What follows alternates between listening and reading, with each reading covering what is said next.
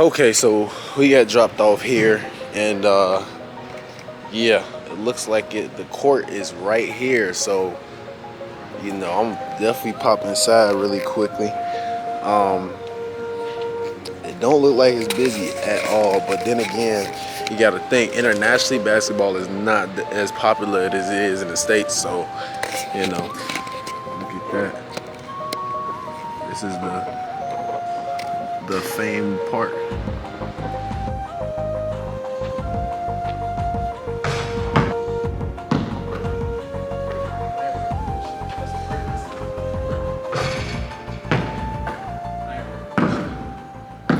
Young athletes are making three major mistakes that they're not aware of. As you guys watch a 3-game series of me going against my brother while we were in France playing basketball, I'm going to explain those 3 things now.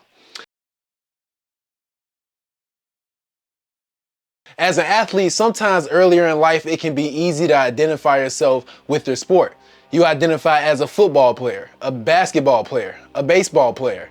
But what if I told you this is all wrong? Identity is a powerful thing. If you don't take these 3 big picture lessons from your sport, you will limit your success in the sport and later on in life. By not being able to learn big picture lessons, this will not only set you back in sports, but in life after sports as well. And that's why I'm going to get into the 3 lessons that will help you be a better athlete, entrepreneur, or a young adult in their sports, professional life, and personal development. First lesson is, as a young adult, you get introduced to an important structure that will last your entire life, and you have to remember this structure. The structure is of teammates and coaches. In sports, the coach helps you and your teammates work together and build ways to win against the other team. Why is this important though? This is important because on a big picture level, you understand life in sports is just about people. If I told you that the only thing standing in between you and the life that you wanted was a person, you probably think, yeah, I need a coach to scout me so I can get a scholarship. But that's not it. If you had a better relationship with your coach, you would probably get more playing time too.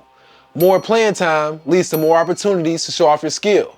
More opportunities to show off your skill leads to more opportunities for you to be able to control your future. But most people in high school and at any level don't even prioritize the relationship with their coach. Think about it. When's the last time you saw yourself or a kid who doesn't play much on the team go meet with the coach and in a respectful way talk about these 3 things?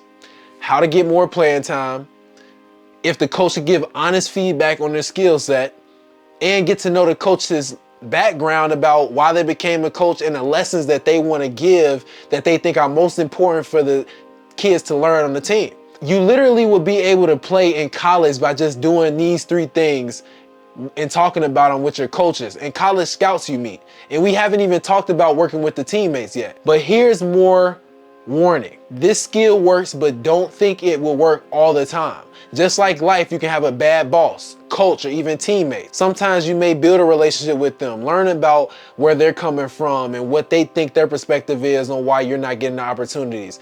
And sometimes you may not get the opportunity because of that.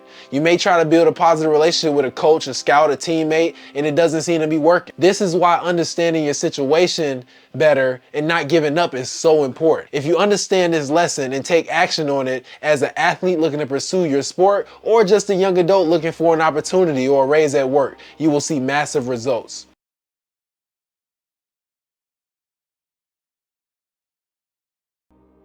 If you want to be a better athlete, future investor, entrepreneur, and you don't understand the costs and consequences, you're going to focus on the wrong thing. Everything you do in life, you will have to pay for, even if nobody sees. Some people believe that this will happen after death, like Christians who believe those who sin and denounce God will go to hell. But you also see people get karma in real life time based on what they do and how they treat people. If this idea of punishment is true, then in sports and life, you'd have to agree with this too. What you do will come back to bite you no matter if it's done to people or behind their backs. When talking about sports, it's practice. Even though skill is not the only factor that determines if you'll be successful in your sport, it's a huge one. And you only get better through practicing.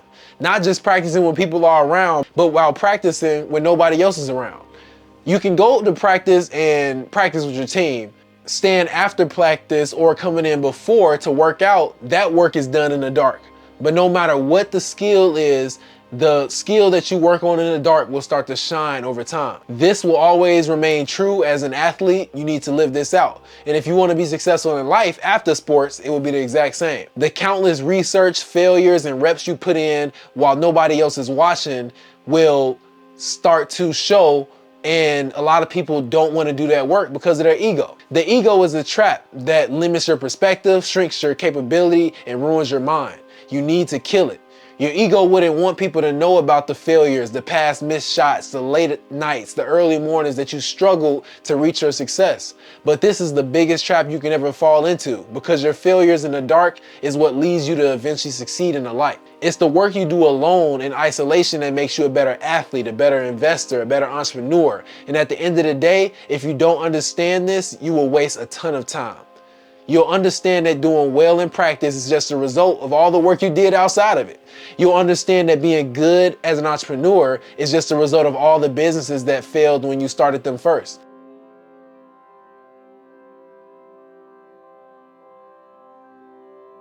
The third lesson is expect your brain to break. There is an obstacle that all successful athletes, entrepreneurs, investors, and humans can expect to see as they gain more success. If you don't expect this and plan for it, you can lose everything you've achieved. Instead of just telling you this one, I need to tell you two quick stories that will help you see exactly what lessons most people miss. In story one, you have a boy. Let's call him Trey, who wasn't naturally good at sports. He never was best at anything on his team growing up or anything he ever tried, but he has a crazy work ethic. He wouldn't be good when he started out doing something, but when he would do it more than anyone in practice, he would get better at any sport or anything period that he started. Fast forward some years into his future, and now Trey is the top player in his state and plays for one of the top 10 high schools in his state as well. He got his first college visit, but things started to really pile up for him. His grandmother died in his senior year of high school, and he struggled with anger issues due to not getting the playing time he wanted on his new team. This led to him go down a really bad path and lose the opportunities he had to go play college basketball. Then you have person two in story two, and we'll call this person Derek. He was always been good at his sport. On any team he joined, he was always a top 10 player, which made it easy for him to receive his Division I basketball scholarship to play his sport. He was super excited to play his sport at the highest college level possible, but then almost out of nowhere, he got injured. This led to him not being able to play basketball his entire freshman year at college, and he actually ended up losing his scholarship. He was depressed, and instead of continuing on to play basketball after the injury, Derek quit, never to pick up a basketball again. But where's the moral of these two stories headed? The lesson is that all things in life are mental. You need to expect things to come around and break your mental. Some of the worst things that can happen to you happen unexpectedly. The people we care about die. The injury that can ruin our career that we hope never happens to us does. But what can we do about it? Understand that the reason injury mostly holds people back and limit them greatly is because they allow it to mentally hold them back. Derek quit instead of rehabbing, researching, and doing everything possible to get back to his old self, or possibly back to 100%. Unexpected things will break you mentally before it takes away your chances of being successful. This is why you want to be ready for them. If you really want to be a high achiever, you have to be ready for them. Expect the worst things you could possibly imagine to happen to you happen, and plan for what you would do if it happened. If you want to be great at something and you're not planning on doing it forever, you might as well stop now. And making sure that you plan for the long term and the worst case possible scenario to happen can stop you from quitting right before you see the success because of an unexpected setback. The longer you do something, the more guaranteed it is something will go wrong that will mentally make you quit as well. So if these lessons help you be better at your sport or in life in general, I've done my job. If you want to join my free mastermind group where me and other young adults come together to talk about personal growth, God, business, and investing, and a lot of them are ex-athletes as well, DM me on Instagram at it's Kuye, ITSKUYE, DM me mastermind, and I'll invite you over to our group chat. Thank you.